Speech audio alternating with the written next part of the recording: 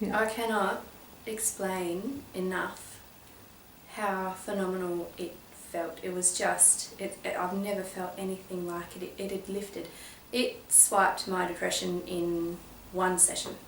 It was gone. And I walked out of here feeling like literally I was on cloud 9, and I rang my partner.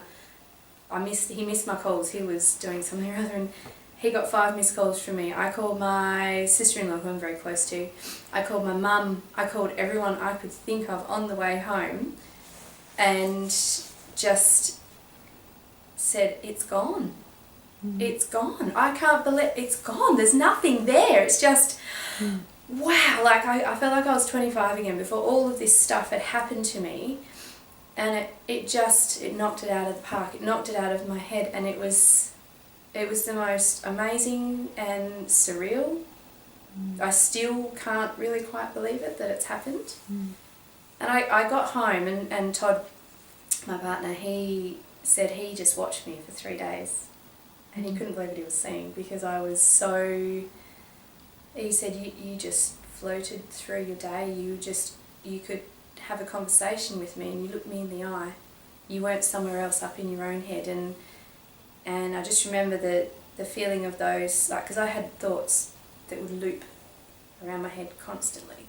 I was just in a spin. My head was so busy, and it was full of these negative thoughts, or just sad thoughts. Everything that I thought about related back to the trauma that I'd had, and it was just like a never-ending, exhausting loop of stuff. And I guess that's the anxiety as well. I had severe anxiety by that stage. And that was gone. How I got to brain wellness was a friend of mine, Jodie, she told me about you guys, that she found you on the internet, and I said, yeah, I'll be the guinea pig. I'll go. And I was absolutely desperate at this stage, because I had gotten into such a state in the middle of last year, where I couldn't leave the house, and I got diagnosed with PTSD. I had a son who passed away 8 years ago, and he was born at 25 weeks, and he lived for 6, and he ended up with meningitis, so we had to turn his life support off, and it was very, very traumatising. And then 4 months after he passed away, I fell pregnant with my daughter, and ended up in hospital with her at 20 weeks, having surgery to keep her in, and was told that I was going to lose her as well. And we made it through to 32, and she was born healthy and at a good weight, and she stayed in prem ward for 4 weeks. And yeah, so that was very traumatic as well. I was on a lot of antidepressants at the time, and yeah, it was a very full-on 2 years that I only really realised the effect of that last year. It all kind of hit me like a ton of bricks. So after Ella, who's my first, who was in prem ward, she came out, she's survived, she's healthy, happy. I had Finn, and she is now 5, and she was a full-term pregnancy. That was, it was the best one. Still a lot of bed rest and a lot of upheaval. I moved down from Karratha, and had to be with Mum in Bustleton to have that pregnancy, so it was a bed rest pregnancy as well. And this is all in under 3 years. And then after Finn was born, she was 9 weeks old, and I got really sick with an autoimmune condition, which was absolutely awful. And then I ended up separating from their dad when Finn was about 8 months, and Ella was just about 3, and he was very abusive, and still to this day is, and that it was just an awful time. That's when Jodie called me, because I was looking at the antidepressant route and anti-anxiety, which I'd been on before, but because of my condition it's really hard for me to take any medication. So I was at a loss. I didn't know what to do. So I talked to Jodie, and I thought, right, I'll do this. I'm at my wit's end. I don't know what else to do. So I called you and talked to you, and I got an appointment with Kylie. And the first appointment, I had no idea what to expect, and I remember coming in and sitting in the lovely chair and just going, well, this is strange, isn't it? And talked to Kylie about why I was there, and that was the usual therapy, because I've been in therapy before. So you tried I've been counselling? Oh, I tried everything. Have you been to a psychiatrist? Yep. Tried the drugs, tried the everything, and okay. I was actually seeing a psychologist when I came here, which I've seen a psychologist on and off since Kobe, but it was it just wasn't. Just didn't. When I went to the psych, I would come out and I would be worse for a couple of days, because it was so draining and so exhausting. But I didn't know what else to do. There was nothing else out there that could help. So when I, thought, right, I'll make this appointment, come in. And Kylie was beautiful. She was so lovely. Talked about why I was there. We did a bit of paperwork about, where I was on the scale of anxiety, and I've done tests like that with, having kids and stuff, the depression and anxiety test. And then she said, okay, put these headphones on, and righto. So I had the headphones on. She goes, just relax, turn the lights off, and this beautiful music comes through. And I could hear her talking through the music, and I remember her saying, don't try and figure out what I'm talking about, the whole 40 minutes, or however long I was there for, it's usually about 40 minutes, I remember laying there just going, this is ridiculous, what am I doing?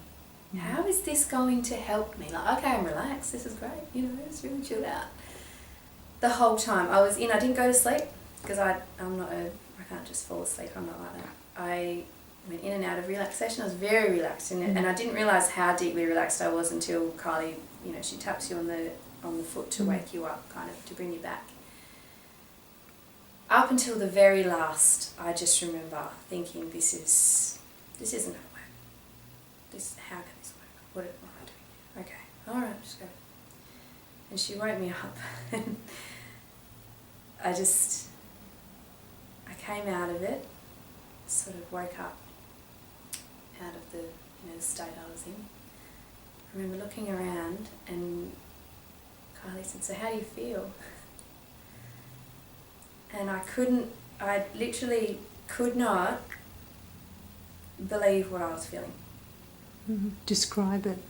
It was like I'd walked around. For how many years? With a weight. Yeah. How many? These are tears of happiness. It makes me so emotional to think of it, because to think how far down I'd got. Yeah. And how,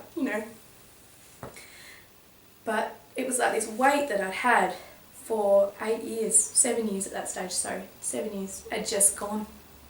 And the relief was just, wow. I couldn't, it was like all the happy feelings I'd had that had been stomped on over the last 7 years by Kobe dying and all the stuff I'd been through were gone. It was gone, and I couldn't, I looked inside, she goes, how does your head feel? And I literally looked inside my head to try and find the depression and the anxiety, and I had to search around. It was, I can see it now, and there was nothing. It was like, in my mind, I pictured an empty room with white walls, and I knew that, to try and describe this is really hard, but I knew that the feelings would, or that the memories were there. The memories were there, and the knowledge that what I'd been through was there, of course. Didn't forget a thing, but it was like I couldn't get to it. My thoughts couldn't connect with the emotion, and it was, I kept testing it for the first week. I tested it every 5 minutes. I'd search inside my head to see if it was still there. No, it's still, it was like somebody had swept my head out with a broom, and it was the most, it was like, just elated. With something like this, there's no way that I could have, I'm a very open person anyway, but I couldn't imagine not sharing this with my loved ones and my friends, and then with their loved ones and their friends, and because it is, I just see it as the answer to it's a modern day epidemic. Yeah. I know so many people that are depressed and anxious and just live with it. And I was one of them until I took the chance and came here, and I'm so grateful that I did. whatever attitude you come in with, it will work. Yeah. There's no, and I've said so many people to you, and they've all had brilliant results. I know, you know, my friends, my family, it's amazing.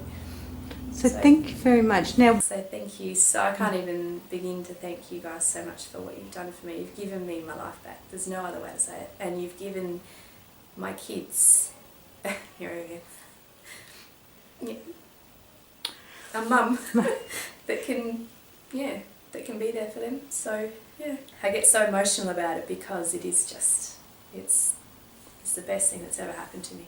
Seriously, I don't think, without finding you, I can't even imagine what my life would be like right now. I just couldn't imagine it.